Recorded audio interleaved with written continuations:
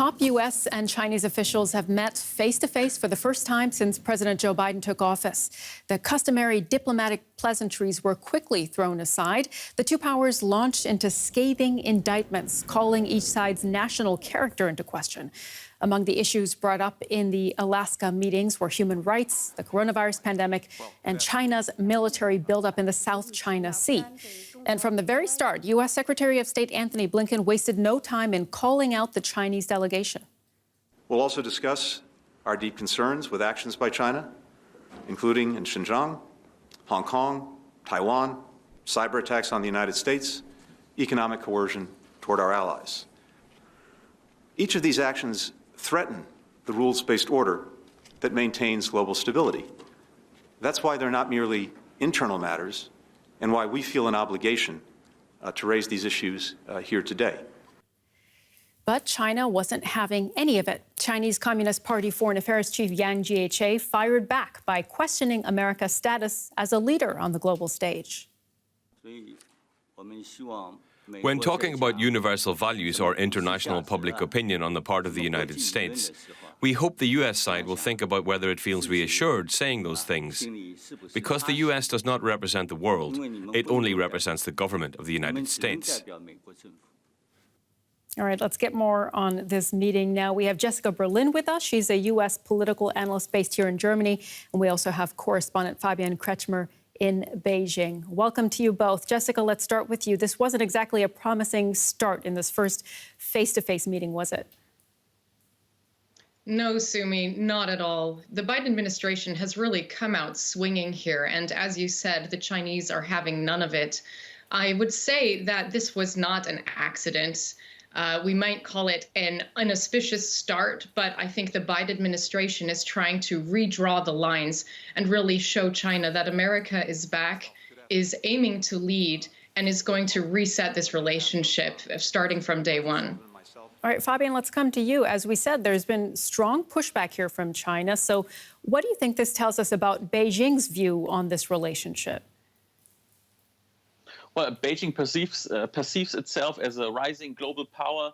I found it quite interesting. They don't only counter the attacks by the U.S., but they really lashed out really pretty aggressively. For example, Yang Jiechi, the top diplomat, criticizes the U.S., the human rights record of the U.S. It's pretty new, and it was really very aggressively. I see it as a paradigm shift. They want to be also self-sufficient, independent from which government in the U.S. is right now governing. They think in much longer terms. They recently published a 5-year plan, which basically says we want to be as independent from geopolitical tensions, from sanctions as possible. Jessica, you said that the Biden administration is looking to redraw the lines here. So what did this meeting tell us about how the administration is going to approach dealing with China moving forward?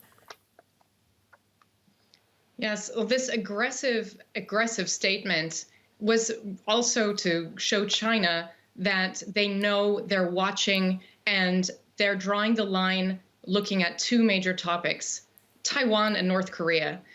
Right now, what's happening in Xinjiang, what already happened in Hong Kong, territorial disputes in the South China Seas, the United States for 4 years during the Trump administration has let these issues go out of control, and China was able to really reassert itself and gain confidence and stature as a regional power. But of course, as Fabian mentioned, China sees itself as a global power on equal footing with the United States. And that's really where China is standing up and saying, hey, takes one to know one, Biden administration. If you can use your economic power and military might throughout the world to advance your interests, why do you get to then also tell us not to? So really, it's a fascinating exchange, the likes of which we have not seen probably ever, to really see these two global powers face to face calling each other out. All right, Fabian, let's come back to you in Beijing now. Given that situation with these two rival powers facing off here, how much cooperation do you think is going to be possible between the U.S. and China? I think not much. I mean, politically, they are drifting apart as much as ever. Economically, there is only, I see, conflicts. For example, the U.S. accuses China of cyber espionage, of unfair economic practices. the list is endless. But there's one big topic where they actually share common interests, and that's the tackling of climate change. I mean, environmental policies. I think those two big countries, they are the biggest polluters. They can come together on the table and create some environmental policies. That's, I mean, at least something that's not so sensitive. They can work together. They share common interests on that field. All right, so there is some common ground there. Jessica, do you think we're starting to see a Biden doctrine take shape here? Yes, it's been an interesting week in the Biden State Department, between President Biden calling out President Putin of Russia as a killer. Now this exchange with Secretary Blinken and the Chinese delegation, while it's certainly even within these first 100 days too soon to call it a Biden doctrine, I might call it a corn pop doctrine, where Joe Biden is well known as not abiding bullies, and he is going after and calling out the bullies that he sees, quote unquote, on the global playground. However, this could turn out to be a difficult position to hold on to in the long term, because let's also remember the Biden administration very recently had an opportunity to call out Saudi Arabia and to sanction leading members of the Saudi government, MBS, for the Khashoggi killings. And this, of course, did not happen.